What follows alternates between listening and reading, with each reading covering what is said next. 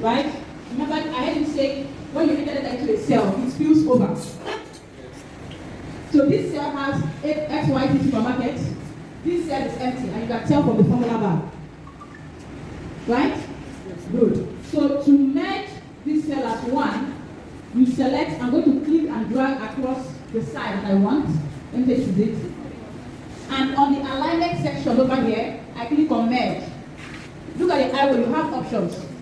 There are various options for merging the cell. You have merge center, merge across, merge cell, unmerge cell.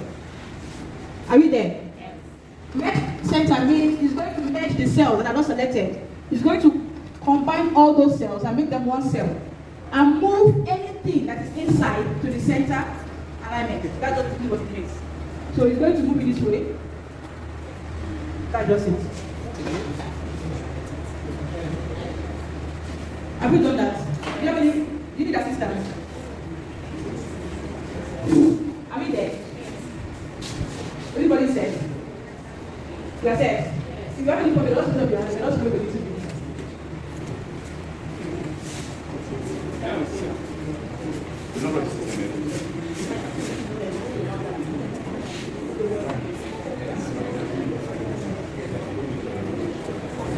Always try when you're selecting that particular data below. Make sure that you are selecting according to the size of your data set. For instance, if you have A, B, C, D, E, F up to H, just for beauty, let's make our data a little bit neat, right?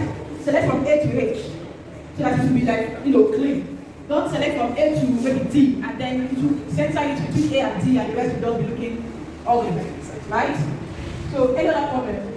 If you have anything, hold it up your hand, I will come to you. Everybody says? Alright, so as you can see now, we have our text, XYZ formatted at the center in a merged cell. Very good, so we have sorted that out. The other thing you can take note of is merge across. Merge across does what we call merging by the color, or what I call, once a week. I name things as I go along, because nobody taught me. I name it. So merge across. So imagine if you have this same design across various rows all the way down, right? And you want to merge all of them all the way down. You use merge across, and it does the merge this way all the way down. Do you understand? I don't know if you know how to add a new sheet. So let me look at this. This plus symbol here gives you a new sheet. So I'm going to just do this, right? How do you get to the new sheet? The plus symbol under here. That document for February and March and April. You can just solve these documents 2024 financial data, right? Spreadsheet, and it's basically reasonable. So when you click on this plus symbol, you get the sheet. You right click on the sheet, you get insert, delete, rename, copy or move. You don't just view code and protect it first. Let us go with insert, delete, rename, star color, right? So you can change the color of your sheet from what is here to something else. You can go to color code it down to the color.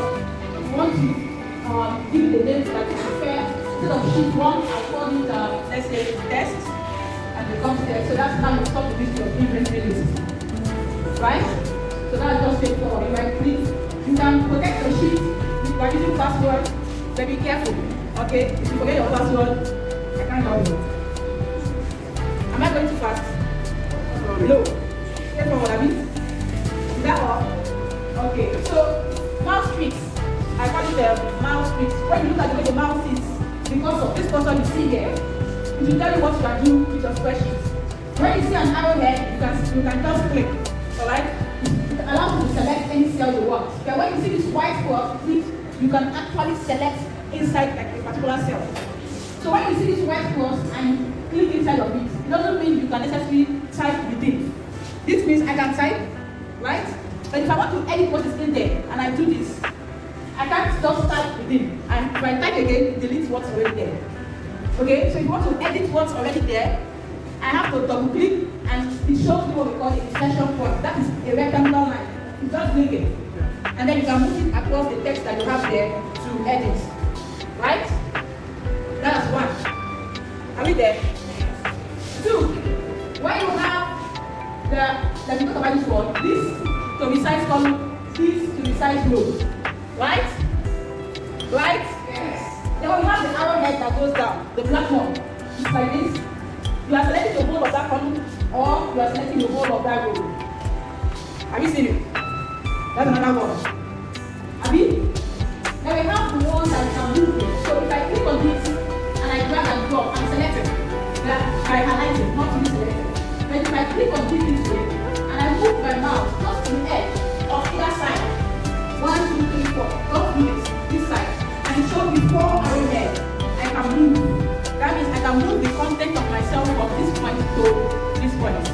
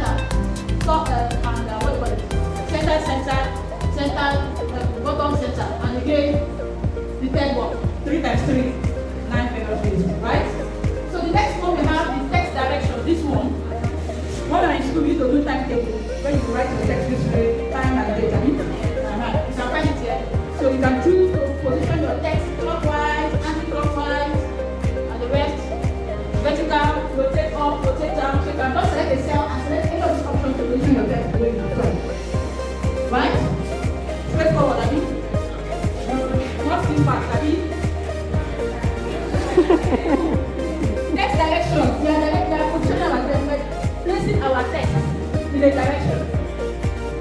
Do you understand now?